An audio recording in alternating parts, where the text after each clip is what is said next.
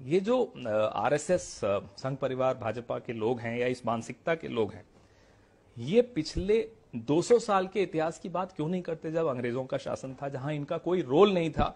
एक व्यक्ति का नाम बता दीजिए जिसने अंग्रेजों से लड़ाई लड़ी हो, जो संघ परिवार का या इस मानसिकता का हिस्सा। ये सीधा पूरा उसको भूलकर, पूरे ब्रिटिश शासन को भूलकर सीधा मुसलमानों पर ही क्यों जाते हैं? क्योंकि उन्हें आज ये सूट करता है, क्योंकि आज वो पोलराइज करना चाहते हैं। ये लोग कई सालों से प्रयास कर रहे हैं कि औरंगजेब पुराने विलेंस बनाए, आज नए विलेंस तो हैं ही, पुराने भी बनाएंगे, जिनको आधार बनाकर ये डिवाइड करते रहे समाज को। ये इनकी बहुत पुरानी परंपरा रही है। कहा जाता है भाई जिजिया लगा दिया उन्होंने। कब लगाया जिजिया?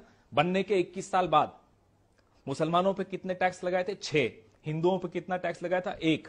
तो क्या आप उसको कहेंगे एंटी हिंदू? क्या कहेंगे? ये प्रश्न है। मैं इसमें कोई उत्तर ना मुझे है मेरे पास, ना शायद और लोगों के पास होंगे, लेकिन ये डिबेट जरूर होनी चाहिए। डिबेट इतिहास के बारे में भी होनी चाहिए, लेकिन उसका इस तरह का राजनीतिकरण कर देना कि आज के मुसलमानों को आप एक कोई मैसेज देना चाह रहे हैं, वो मुझे बिल्कुल मंजूर नहीं है। अगर औरंगजेब क्रूर शासक था, उसने हिंदुओं को कन्वर्ट किया, बहुत लोग मारे, तो अशोक ने क्या किया? अशोक ने बुद्धिस्ट बनाया हिंदुओं को और जैनिस को। कितने तीर्थंकरों को मारा, कन्वर्ट भी किया, मारा भी। बीजेपी का मुख्यालय तो अशोक मार्ग पर है, क्यों नहीं उसका नाम बदल देते? राम माधव तो आपको मॉडर्न डे जिन्ना भी कह चुके हैं। आगे ना आप असलियत पे अपनी आप नहीं, मैं तो पूछ रही हूँ आपसे। आप आगे ना अपनी असलियत पे। मैं आपसे बार बार इस प्रोग्राम में 10 मर्तबा आपसे कह चुका हूँ।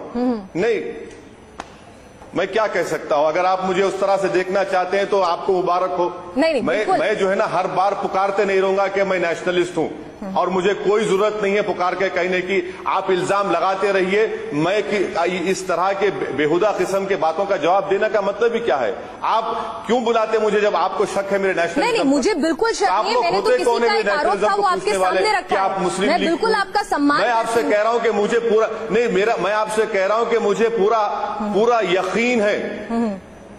जो लोग हिंदुस्तान की आजादी में हिस्सा नहीं लिए, जो लोग आगरा कोर्ट में जाकर अंग्रेजों से माफी चालिए, जो लोग काला पानी में बैठकर अंग्रेजों से माफी चालिए, सन 57 की जंग आजादी उलमाओं के फतवों से शुरू हुई, वो मेरे आइडियल और हीरो हैं। ये मैं उम्मीद नहीं कर सकता उनसे कि ये मेरी तारीफ करेंगे।